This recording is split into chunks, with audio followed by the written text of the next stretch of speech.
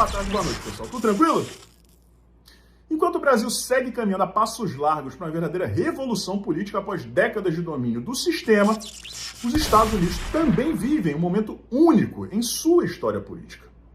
Ao mesmo tempo em que o presidente Joe Biden sofre pressão crescente para abdicar da Casa Branca após a retirada desastrosa das tropas americanas do Afeganistão, os dois principais estados democratas do país passam por crises políticas sem precedentes.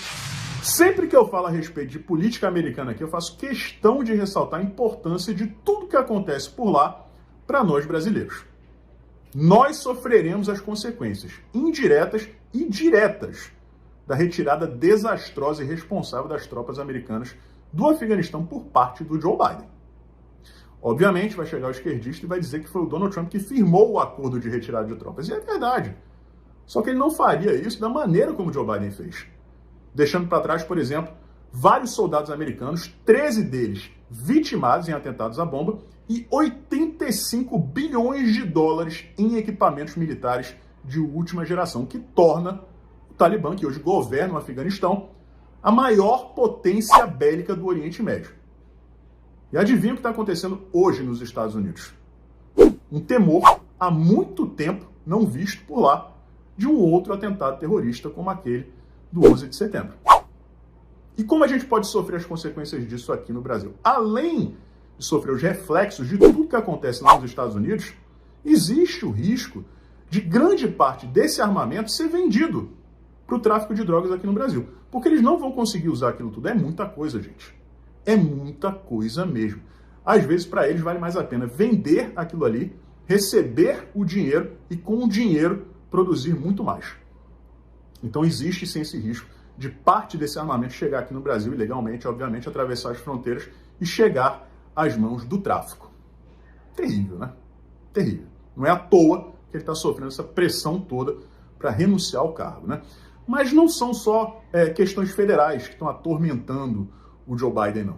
Foi aberto recentemente um processo de recall lá no estado da Califórnia, né? O maior santuário democrata dos Estados Unidos, juntamente com o estado de Nova York, que a gente vai falar a respeito daqui a pouquinho também. O que acontece? Lá a lei prevê que caso 12% dos votantes da última eleição resolvam pedir que seja analisado um afastamento do atual governador, né, do governador que esteja em mandato, é feito esse recall. Né? É como se fosse aquela questão do carro, praticamente. Né? Seu carro vem com defeito, a Chevrolet resolve fazer um recall, tragam o carro de volta aqui à concessionária para a gente revisar. Né? E é isso que está acontecendo agora no estado da Califórnia. E como vem a cédula? São duas opções, tá, pessoal? Até o dia 14 de setembro, cada eleitor vai ter que responder essas duas perguntas. A primeira é a seguinte: você quer que o atual governador deixe o cargo? Aí você tem que dizer sim ou não. Caso a sua resposta seja sim, a segunda pergunta é: quem você gostaria que assumisse diante da saída do atual governador? E aí existem 46 candidatos e o favorito é um conservador apoiador do Donald Trump. Agora, o detalhe interessante que eu achei foi esse aí. Vejam esse print. Vejam ali a parte de cima do texto da cédula, né, em inglês. Depois, logo abaixo, em espanhol. E abaixo do espanhol, o chinês, pessoal. O chinês. Chegamos a esse ponto. Um recall no estado da Califórnia tem explicações em chinês na cédula. E tem gente que não enxergou ainda o que está acontecendo, né? É muito triste. E aí o que acontece? A imprensa, a mídia tradicional de lá, notadamente a CNN, né, como se fosse a Globo americana, um terror. Né? A CNN daqui está se revelando também ser a mesmíssima coisa. Muita gente se enganou. Eu avisei desde o dia 1 aqui para vocês. CNN é esquerda daquelas. Sempre foi nos Estados Unidos, não seria diferente aqui no Brasil. Começou enganando, mas depois se revelou, né? E aí, eles estão alegando que não faz sentido, que é ridículo o Joe Biden pedir, né, renunciar ao cargo de presidente, renunciar à Casa Branca. Porque isso não faz sentido. É horrível realmente o que aconteceu, foi uma retirada de tropas desastrada, mas isso não é o suficiente para ele renunciar. E aí eu estava me perguntando aqui, né, conversando com os meus botões. A gente falou a respeito da Califórnia, e agora a gente vai falar a respeito de Nova York, porque o governador de lá renunciou diante de acusações de assédio sexual. Aí eu pergunto para os jornalistas da CNN, o que é pior? Assédio sexual?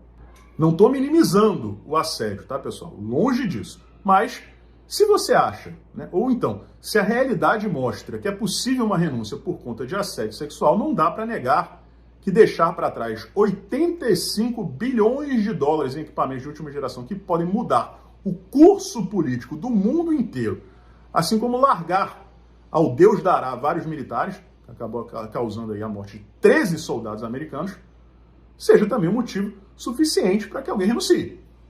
Ou será que não? Tudo bem, às vezes não dá para você comparar o que é pior, o que é menos pior, mas são situações gravíssimas. Tanto o assédio sexual, como também a retirada das tropas, que foi... Gente, é até difícil você mensurar as consequências, né, que podem vir por aí por conta disso. Vocês têm noção do que um grupo terrorista pode fazer com 85 bilhões de dólares? Com equipamento. Só isso que eles deixaram por lá, é cerca de 4 vezes mais tudo que as Forças Armadas brasileiras têm. Só o que eles largaram por lá. Ou seja, hoje o Talibã é 4 vezes mais poderoso que o Brasil, belicamente falando. Você imagina em relação ao resto do Oriente Médio. Então a CNN, a mídia tradicional americana, dizer que isso não é o suficiente para uma renúncia, pelo amor de Deus. Agora, o grande problema aqui é quem assume, que é a Kamala Harris, que é pior do que o Joe Biden. Outra questão importante. Todo mundo sabe que tem alguém puxando as cordinhas por trás do Biden. Ele tá gaga, tá senil, não fala lé com cré mais.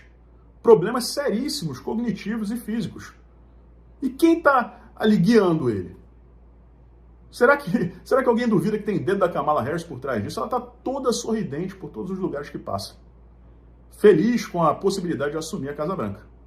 E aí a gente chega até a questão do Arizona, né? A auditoria. Muita gente fica me perguntando, vou repetir aqui. Foram entregues os dados crus da auditoria para os senadores republicanos, que estão formulando, né, um relatório que seja palatável para todo mundo. Isso demora um tempinho, né? Isso será entregue. Isso está sendo completamente ignorado pela grande mídia também. Porque quando isso vier à tona, pessoal, vai ser um escândalo sem precedentes. O homem que criou o responsável pela criação do processo utilizado nessa auditoria disse que numa escala de 0 a 10, a possibilidade de existir uma tsunami, né, um terremoto político nos Estados Unidos é 12. Para vocês terem uma ideia. Então, a mídia democrata, a mídia tradicional, segue jogando tudo isso para debaixo do tapete. Por quê? Porque quando tudo explodir, será tratado como um factoide. A situação é gravíssima por lá, pessoal. Gravíssima. E aí, a gente tem que torcer para que tudo dê certo. Nesse caso, o dar certo para a gente é que a justiça seja feita. Basta isso. Se a justiça for feita, for respeitada por lá, as consequências que nós sentiremos aqui serão positivas. Apesar de tudo que aconteceu no Afeganistão, e isso é irreversível. Agora, só nos resta aguardar. Então esse é o nosso vídeo de hoje, pessoal. Espero que vocês tenham gostado. E a ansiedade, como é que vocês estão controlando aí, hein? Chegando o dia 7, olha, vou dizer um negócio pra vocês, eu tô numa pilha aqui absurda, louco pra que chegue logo a segunda-feira, que é o dia que eu vou viajar, vou partir para São Paulo, e depois, consequentemente, a terça-feira, que será o dia da virada, pessoal.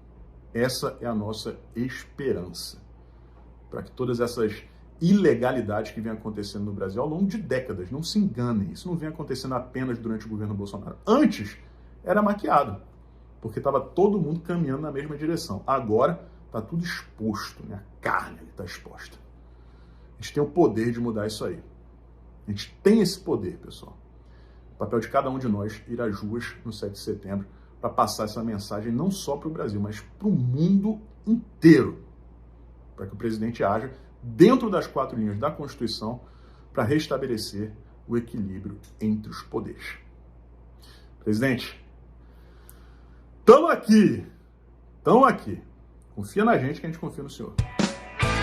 Forte abraço e a gente se vê por aí.